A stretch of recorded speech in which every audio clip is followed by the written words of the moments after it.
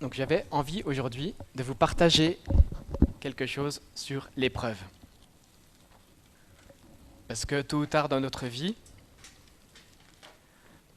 que ce soit des épreuves petites ou des grandes épreuves, on y sera confronté. Que nous soyons croyants ou non croyants, on va connaître ça, ça fait partie intégrante de notre condition humaine. Parfois, il y a des personnes qui sont plus touchées que d'autres par l'épreuve. C'est un peu mystérieux. Parfois, nos choix sont à l'origine des épreuves qu'on traverse. Parfois, on y est confronté sans qu'on y soit pour rien. Un mauvais choix de vie peut nous entraîner dans l'épreuve. Dans la Bible, on a l'exemple de Jonas, qui a été rebelle, qui s'est retrouvé dans la tempête, qui s'est retrouvé avalé par un grand poisson. Un bon choix de vie peut aussi nous conduire dans l'épreuve. On a l'exemple de l'apôtre Paul, qui s'est retrouvé dans la tempête, qui a suivi ce que le Saint-Esprit lui inspirait il s'est retrouvé prisonnier, à aller sur le chemin de Rome, il s'est retrouvé dans la tempête, à faire naufrage. Mais si tout le monde rencontre des tempêtes, tout le monde ne les traverse pas de la même manière. Certains vont y sombrer, d'autres vont en ressortir grandis ou en tout cas enrichis d'une expérience. Il y a un proverbe qui dit « Ce qui ne nous tue pas nous rend plus forts ». Et on comprend bien le sens de ce proverbe, mais ça ne correspond pas toujours à une vérité. Donc je voudrais faire 2 petits chapitres. Le premier, que faire dans l'épreuve, et le deuxième, le témoignage dans l'épreuve. Et pour ça, on va lire un texte. Voilà. Donc on va lire dans Matthieu 8, les versets 23 à 27. C'est un passage qu'on retrouve dans 3 évangiles sur les 4. Donc dans Matthieu, dans Marc et dans Luc. Et il y a peu de variations entre les différentes versions, entre les différents évangiles. Jésus monta dans un bateau et ses disciples le suivirent. Tout à coup, une grande tempête se leva sur le lac et les vagues passaient par-dessus le bateau. Pendant ce temps, Jésus dormait. Les disciples s'approchèrent de lui et le réveillèrent en criant « Seigneur, sauve-nous, nous sommes perdus !»« Pourquoi avez-vous si peur ?» leur dit-il. « Votre foi est bien petite. » Alors il se leva, parla sévèrement au vent et au lac, et il se fit un grand calme. Saisis d'étonnement, ceux qui étaient présents disaient « Quel est donc cet homme pour que même les vents et le lac lui obéissent ?» Un mot de contexte d'abord, juste pour dire que Jésus vient de guérir de nombreux malades, juste avant, de chasser des démons. Et il y a une foule qui est rassemblée autour de lui, comme souvent. Et après cet épisode de la tempête, Jésus va encore délivrer 2 démoniaques qui terrorisent toute une région de l'autre côté du lac. Et il sera mal accueilli, Jésus, dans cette région. Et là, on est dans un entre-deux. Et c'est Jésus qui demande à ses disciples de monter sur le bateau, enfin en tout cas de partir avec le bateau et de traverser le lac. C'est le lac de Galilée. Et le but, c'est de s'écarter de la foule nombreuse qui s'est rassemblée à cause des miracles. Et donc, les disciples vont se retrouver dans l'épreuve sans en être responsables. Ils ont obéi à ce que Jésus leur demandait. Parmi les 12 disciples, il y en a au moins 4 qui sont habitués à naviguer et par toutes sortes de météos puisqu'ils sont pêcheurs. Et à cause de sa situation géographique, ce lac, apparemment, c'est entouré de montagnes. Il y a des tempêtes qui sont brutales, qui sont subites et qui sont fréquentes. Jésus, lui, est fatigué par tout ce qu'il a fait avant et il est en train de dormir au fond du bateau. Dans un premier temps, les disciples font face, ils sont dans leur élément sur un bateau, mais rapidement, ils vont être dépassés malgré leur savoir-faire. Les vagues passent par-dessus le bateau, qui prend l'eau, et ils ont peur pour leur vie. Ils font alors ce que tout bon croyant ferait à leur place. Ils vont réveiller Jésus, en panique. Jésus se réveille, il apaise le lac par sa parole. C'est un passage qui m'a longtemps posé question, Parce que je me suis dit, mais pourquoi Jésus leur fait un reproche? Il s'adresse à la bonne personne. Ils vont trouver Jésus, ils le réveillent, ils lui disent fais quelque chose. Après tout, c'est ce que nous faisons nous aussi quand nous sommes confrontés à l'épreuve. On prie Jésus, on lui demande d'intervenir, de changer quelque chose, de prendre soin de nous, et on prie pour qu'il intervienne. Mais alors, qu'aurait-il dû faire? Je me suis dit peut-être qu'avec tout ce qu'ils avaient vécu avant, tout ce que Jésus leur avait montré, peut-être qu'ils avaient l'autorité déjà, la légitimité, le bagage, les connaissances, pour s'adresser eux-mêmes à la tempête au nom de Jésus. Plus tard, Jésus leur dira dans Jean 14, les versets 12 à 14, « Vraiment, je vous l'assure, celui qui croit en moi accomplira lui-même les œuvres que je fais. Il en fera même de plus grandes, parce que je vais auprès du Père. Et quoi que ce soit que vous demandiez en mon nom, je le réaliserai pour que la gloire du Père soit manifestée par le Fils. Je le répète, si vous demandez quelque chose en mon nom, je le ferai. » Avant eux, il y a Moïse qui s'était adressé à la mer, enfin qui avait agi directement sur la mer. Et effectivement, quelque temps plus tard, les disciples vont faire au nom de Jésus de grands miracles, quand Jésus les envoie deux par deux. Et puis après, je me suis dit, peut-être que leur foi aurait pu se manifester encore autrement. Peut-être qu'elle aurait pu être mise en action autrement. Jésus leur demande, pourquoi avez-vous si peur? Après tout, c'est Jésus qui les a envoyés dans le bateau faire la traversée. Eux, ils n'ont fait qu'obéir. Peut-être qu'ils auraient pu faire confiance en Jésus, au-delà des apparences, de la mer démontée, de ce bateau qui menaçait de couler.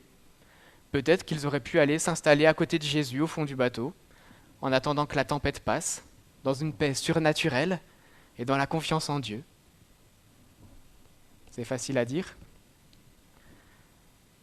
Y a-t-il des exemples bibliques de choses comme ça?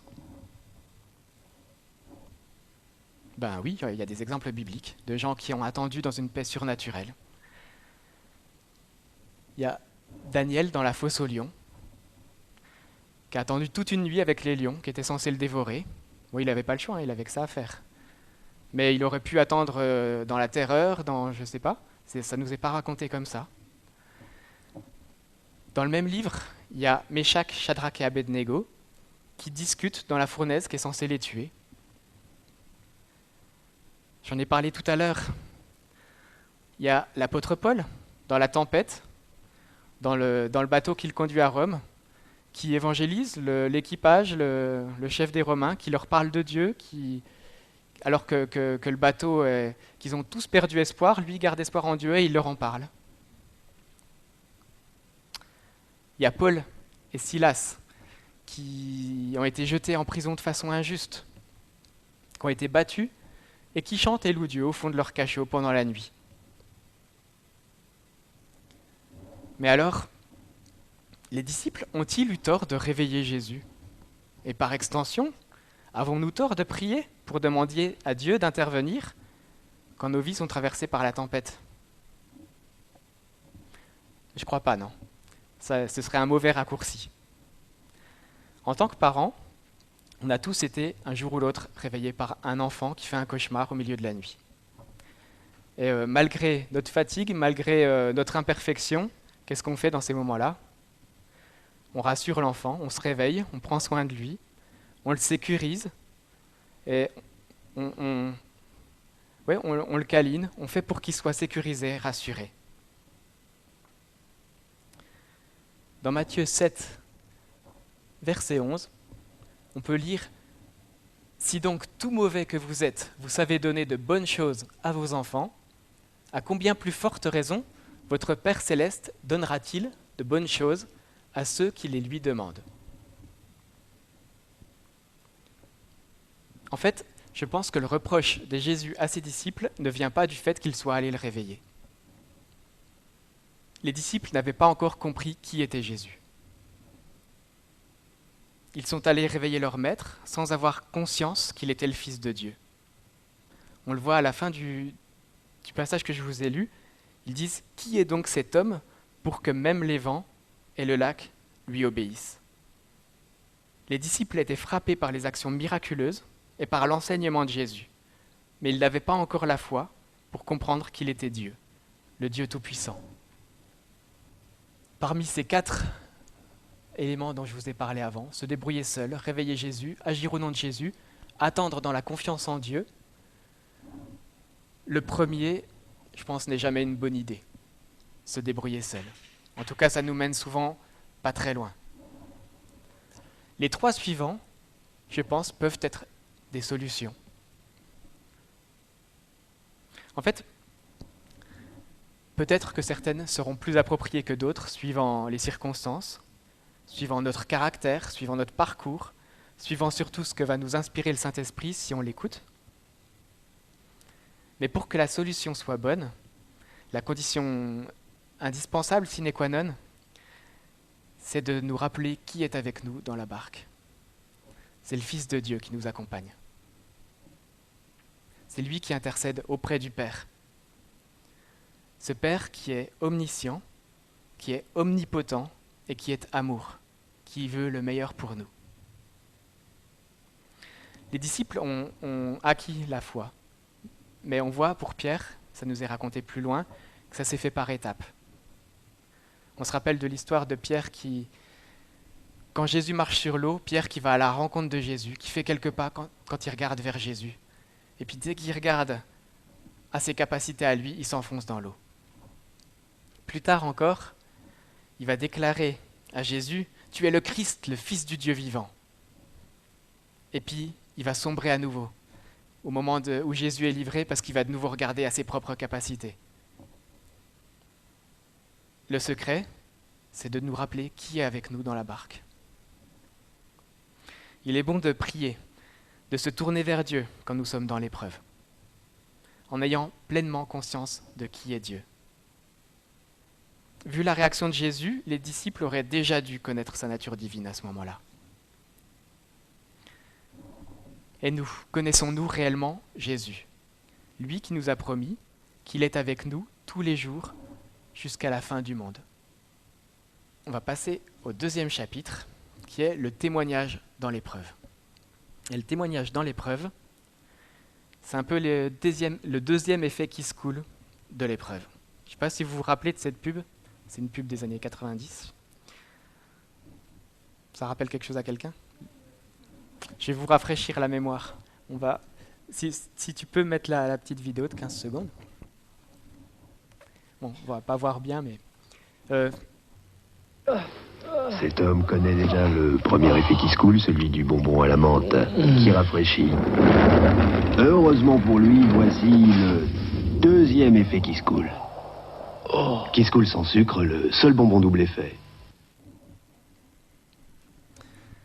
Peut-être que quand on est au milieu de l'épreuve, ça nous fait une belle jambe, le témoignage. Pourtant, la façon dont on traverse une épreuve peut être un témoignage puissant pour les gens qui sont autour de nous, même sans que l'on en parle. On va lire... Non, je vous ai dit tout à l'heure qu'il y avait peu de variations entre dans le passage, suivant dans quel évangile c'est relaté. Mais il y a une petite variation dans Marc 4, 36. Donc, dans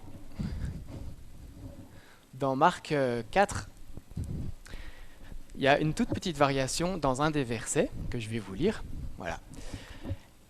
Donc, ils laissèrent la foule et emmenèrent Jésus sur le lac, dans la barque, où il se trouvait. D'autres bateaux les accompagnaient. Et ça, on ne trouve que dans Marc, d'autres bateaux qui les accompagnent. Que s'est-il passé sur ces autres bateaux ? Eux aussi, ils ont dû traverser la tempête. Sans doute qu'eux aussi, ils ont eu peur pour leur vie. Et tout à coup, le calme s'est fait de façon brutale sur ce lac. Et eux qui suivaient Jésus de loin, je pense que ça a dû les faire réfléchir aussi. Et leur donner envie d'en savoir plus sur ce Jésus qu'ils suivaient de loin et qui manifestement avait fait des miracles avant et sur ce qui s'était passé là sous leurs yeux.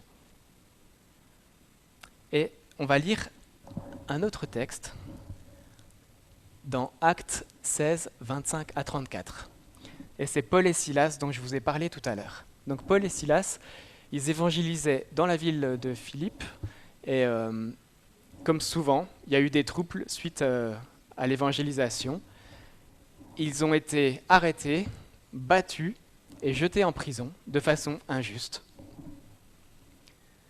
Et mis au fond d'un cachot, les pieds et les poings entravés.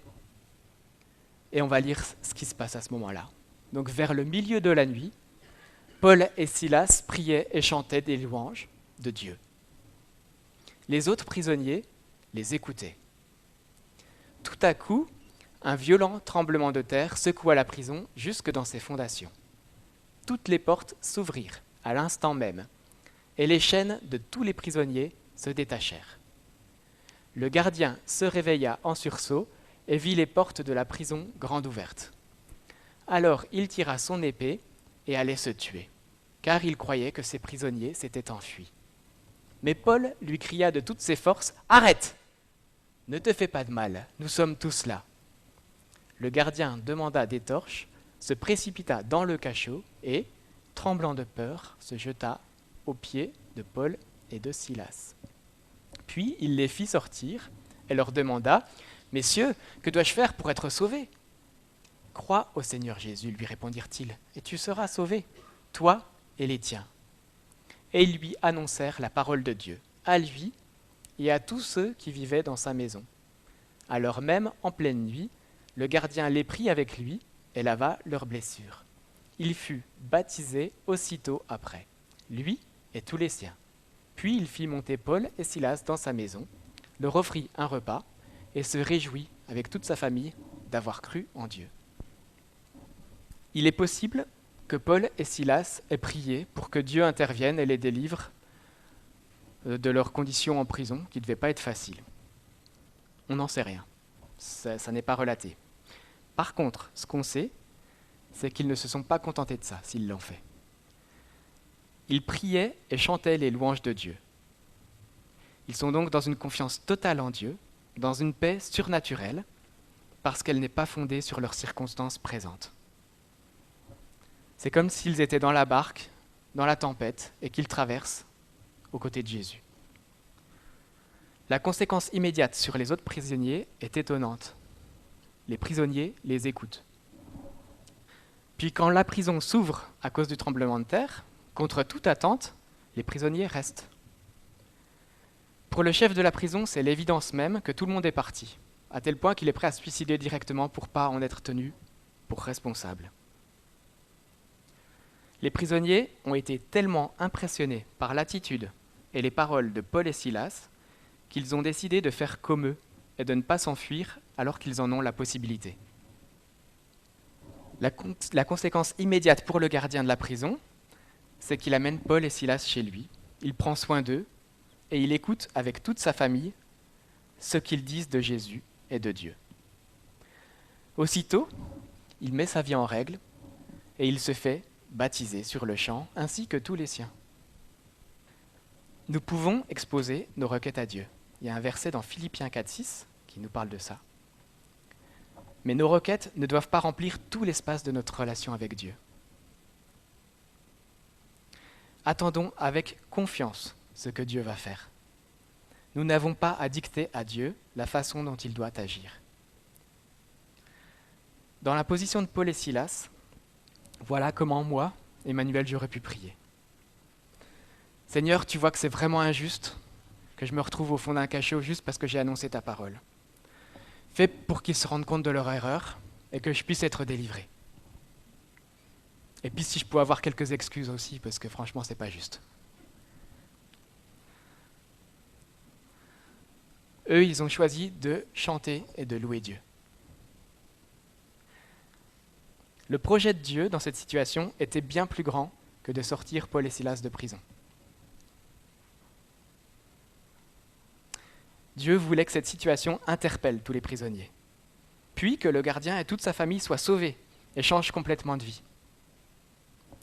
Laissons Dieu être Dieu et faisons-lui confiance. Témoigner de notre foi, ce n'est pas d'abord parler pour évangéliser. C'est vivre dans la foi avec Dieu et partager aux autres ce que nous vivons pour qu'ils puissent le vivre aussi. Voilà, c'est ce que je voulais vous partager ce matin. Pour conclure, traverser l'épreuve dans la foi, c'est avoir pleinement conscience que Jésus nous accompagne, qu'il est amour avant tout, omniscient et omnipotent. D'autre part, Dieu peut transformer une situation difficile en une source de bénédiction. C'est même son projet.